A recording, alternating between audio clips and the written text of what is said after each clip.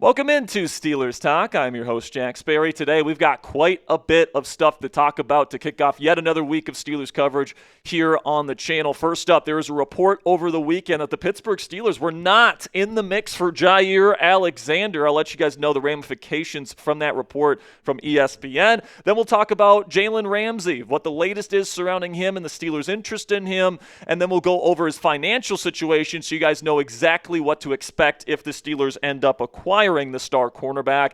Then I'm going to get into a potential plan B option at cornerback if the Steelers miss out on Jalen Ramsey. And then we'll finish up today's show with a Bleacher Report article that links 4 trade candidates to the Pittsburgh Steelers.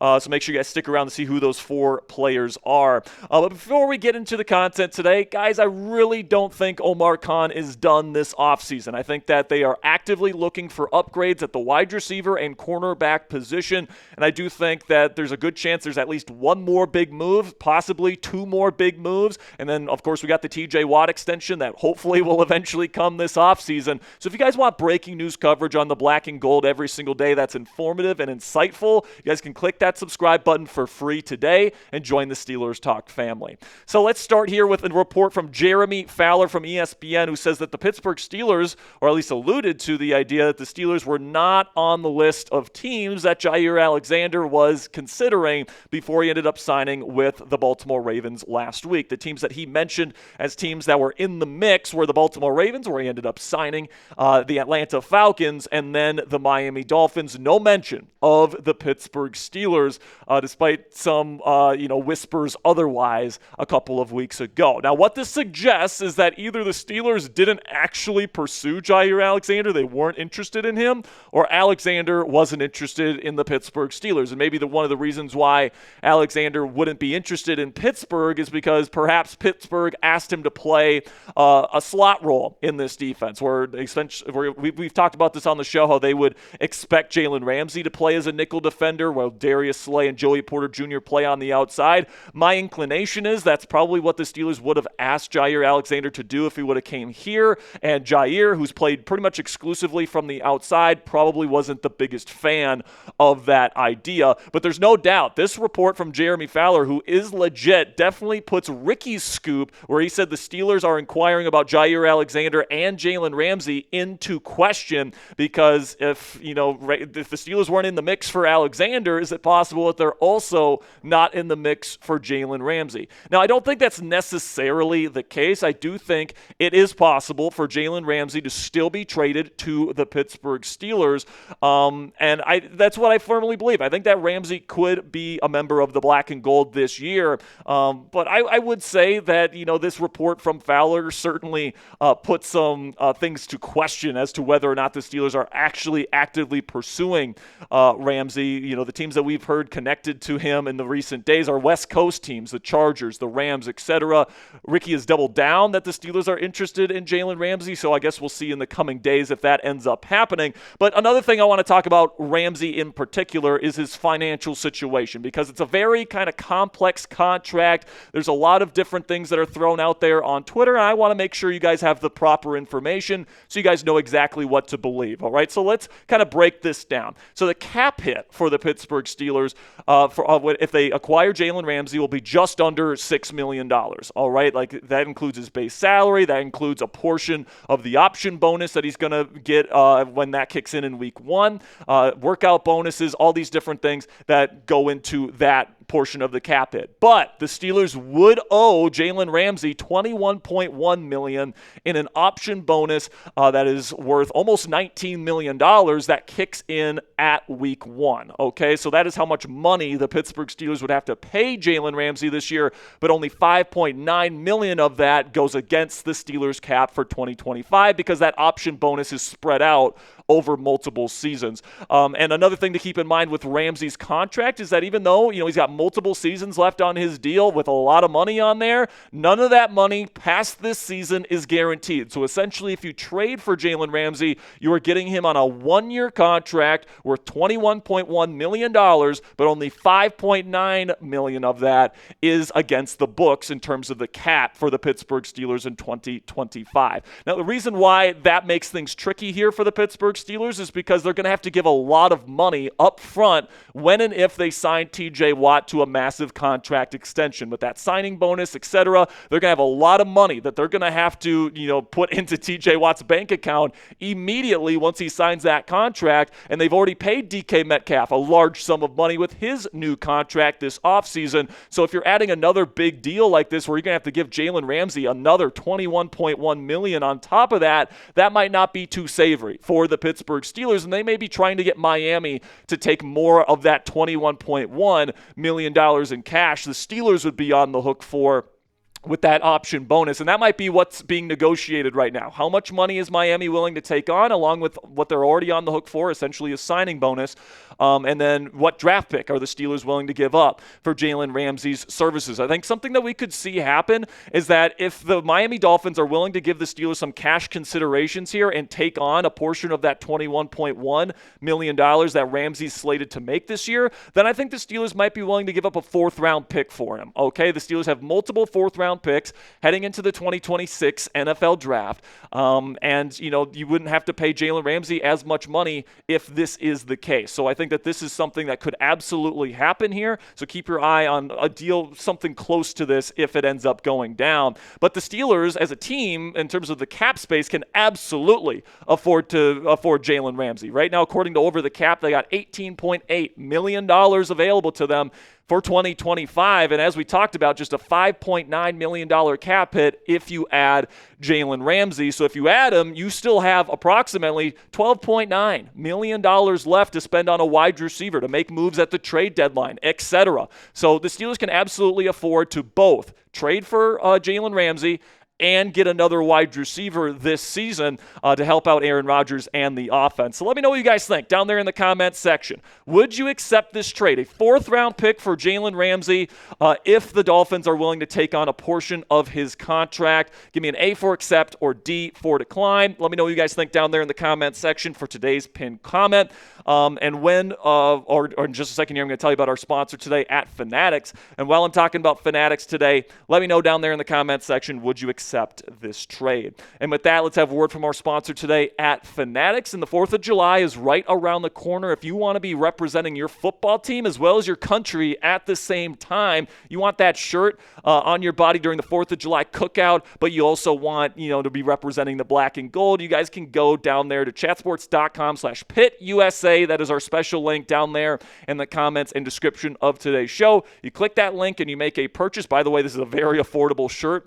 I'm pretty sure it's less than $25, a super great deal. You guys can go to chatsports.com/PittUSA, make that purchase, and a part of those proceeds do go to us here at Steelers Talk. So if you want to help out the channel and you want to help yourself out getting an awesome American flag Steelers t-shirt today, go to chatsports.com/PittUSA to make it happen. So let's move on to another potential slot cornerback option for the Steelers if they can't get Jalen Ramsey, where Bleacher Report's Christopher Knox says that Pittsburgh is a quote-unquote logical landing spot for a longtime starting slot corner, Mike Hilton, in NFL free agency. I would have been okay signing Hilton in the first couple days of free agency. He's still available. This is what Knox had to say about the potential fit between the former Steeler and the team. Hilton spent his first 4 seasons in Pittsburgh, and the Steelers appear to be all in on the 2025 season after signing quarterback Aaron Rodgers. They should be interested in adding corner depth for the upcoming campaign, and Hilton would be an upgrade over second-year slot corner Beanie Bishop Jr. And guys, if they do miss out on Ramsey, say he gets traded to the Rams or he gets traded to the Chargers, whatever the case may be, I could certainly see the Pittsburgh Steelers turn to Mike Hilton, who was awesome with this football team. His first 4 seasons of his career, from 2017 to 2020, 9.5 sacks for a slot corner, all right? That was by far the most out of any slot corner in the National Football League during that stretch of time. Also added 7 interceptions to that total and 3 forced fumbles to go along with 32 PBUs as well. So Mike Hilton was a very big part of this Steelers defense, and honestly, when he left, that slot slot cornerback role has not been filled in the same way. You guys can take a look at his Pro Football Focus grading. Even though PFF grades are not gospel, it's a nice tool to look at to see how a player is playing throughout the course of his career. His highest graded season was actually his rookie season back in 2017 with the black and gold. Finished his career here in Pittsburgh with grades in the 60s, but then 3 out of his 4 seasons in Cincinnati, he ended with a 70-plus grade, including last year a 75.9 was pretty darn good for a slot corner. And you compare that to Beanie Bishop Jr., they played the same exact position, only Hilton's grade was 20 points higher, 20-plus points higher. So Hilton has experience in this defense. He brings exactly the type of physicality Mike Tomlin expects out of this position. I think he's a better run defender than Beanie Bishop Jr. is. And I think that he would be an excellent addition to this team, even though he is getting older. As you guys can see last year, he still played pretty darn well last year. So if you're pursuing Jalen Ramsey right now and, you can't come to a deal with Miami, I'd 100% be okay adding Mike Hilton here to the Pittsburgh Steelers defense heading into next year. So what say you guys? Let me know down there in the comment section. Would you sign Mike Hilton if Pittsburgh whiffs on Jalen Ramsey? Type S for sign or type P for pass? Let me know what you guys think down there in the comments. So now let's get into our final segment on today's show here, which is a Bleacher Report article which linked 4 trade candidates around the National Football League to the Pittsburgh Steelers. We'll start here with the biggest name. That is Terry McLaurin from the Washington Commanders. This is a fan favorite trade target in Steelers Nation right now. This is what Christopher Knox has to say about this potential union. There's a non-zero chance that a contract standoff forces the Commanders to make a drastic move. Earlier this month, NFL insider Jordan Schultz reported that McLaurin has become quote-unquote frustrated with the lack of progress, unquote, on a new contract and unexpectedly left voluntary workouts. Should the Commanders start openly listening to offers, the 2-time Pro Bowler will fly up our trade board. Until then, he should still have the attention of receiver-needy teams such as the New England Patriots and the Steelers. The Steelers are betting big on Rodgers this season, but have questionable receiver depth behind early offseason trade acquisition DK Metcalf. Now, guys, personally, just look at Terry McLaurin in the Steelers uniform, man. It's absolutely beautiful. I would love to add this guy to the football team because he's awesome. He's arguably a top 10 receiver in the game. He's putting up over 1,000 yards receiving with guys like Carson Wentz, Sam Howell, Taylor Heineke throwing him the football, and had a fantastic breakout season last year with Jaden Daniels throwing him the ball. And you pair him up with DK Metcalf, that's arguably, top 3, top 5 wide receiver pairing in the National Football League. But I don't think that this potential union is super realistic. And I'm just going to be completely honest with you guys, all right? And it's very similar to the TJ Watt situation. Like the Commanders fans are saying right now, we're going to trade for TJ Watt, and Steelers fans are saying, no way that's going to happen. That is exactly the same situation with Terry McLaurin and the Washington Commanders right now. They don't want to trade him, all right? They don't. You look at their wide receiver room right now. Outside of Terry McLaurin, you got Deebo Samuel, who's not a number 1. Noah Brown, who had an injury during mandatory minicamp, and he's not a number 1. We got a bunch of young guys in there that aren't going to be a true number 1, and they're trying to win now, just like the Steelers are. They got a superstar rookie or superstar quarterback on a rookie contract, and they want to take advantage of that. And Terry McLaurin is the number 1 receiver in this offense. They know they need him, so I highly doubt they even come to the table. But even if they did, which wide receiver on the Steelers roster would you swap for him? Calvin Austin III, I don't think the Commanders would take him. He's never had over 600 yards in a season. Would they take Roman Wilson, somebody that's only played 5 snaps in an NFL regular season game? Nope, I don't think so. Robert Woods, who's old at this point in his career, no. Like there's no receiver outside of DK Metcalf that they would want in a trade, and there's no way that after paying DK Metcalf what they paid him this offseason that the Steelers would let go of Metcalf in exchange for Terry McLaurin. So that doesn't really make sense to me. And then the third thing here, we talked about how the TJ Watt extension makes things kind of hairy in terms of the Jalen Ramsey situation and having to pay him that much money this year. What if you have to pay DK, which they already did when they traded for him, TJ Watt when they eventually give him that extension, and Terry McLaurin? Because not only do you have to pay Watt, but you also have to pay McLaurin. And by the way, he's probably asking for at least $30 million per season. So that is a lot of money to be spending on just 3 players this offseason. And the Steelers are one of the more cash-poor organizations in the National Football League. I don't know if Art Rooney and the ownership group here in Pittsburgh have, the financial funds to pay all of these guys guys that much upfront money this offseason. So at the end of the day here, I just don't think it makes sense, Terry McLaurin to the Steelers. Then another one here. This one's just ridiculous. All right, Naji Harris, the guy that they let walk out the door this offseason and replaced with Caleb Johnson in the draft. Christopher Knox thinks there's a chance that the Steelers could be interested in a trade for him. This is what he had to say. Harris is on a one-year deal and may not be viewed as a long-term piece for LA. The Chargers also drafted Omarion Hampton with the number 22 overall pick in April, and the North Carolina product might walk into an every down role. Teams in need of a running back help would at least be wise to call about Harris's availability. While he was never a high-level starter with the Pittsburgh Steelers, he was a dependable, high-volume back who topped 1,000 rushing yards in all 4 campaigns. Pittsburgh signed Kenneth Gainwell, drafted Caleb Johnson, and is preparing to give Jalen Warren a bigger workload. However, it's also admitted losing Harris will impact its backfield plan. Guys, with respect to Christopher Knox here, guys, I'm sure he's a great guy. This is nuts, all right? There's no way the Pittsburgh Steelers let Najee Harris walk. By the way, they could have had him for, not that much money this year. Now they're going to trade, a draft asset that's very valuable to them next year to get him back in their building when they've already replaced him with Caleb Johnson, who, by the way, is looking fantastic. During the Steelers offseason program this year. There's just no way in hell that the Steelers are interested in this. And by the way, I don't think the Chargers are interested in this. Like, you usually need at least 2 decent running backs in your running back room to have an effective running back room in the National Football League. The Chargers have 2 right now. If they get rid of Najee Harris, they're not going to have that anymore. So there's just no way that I think either team is interested in this kind of deal. I'm sorry, Christopher, you're definitely reaching for straws on this one.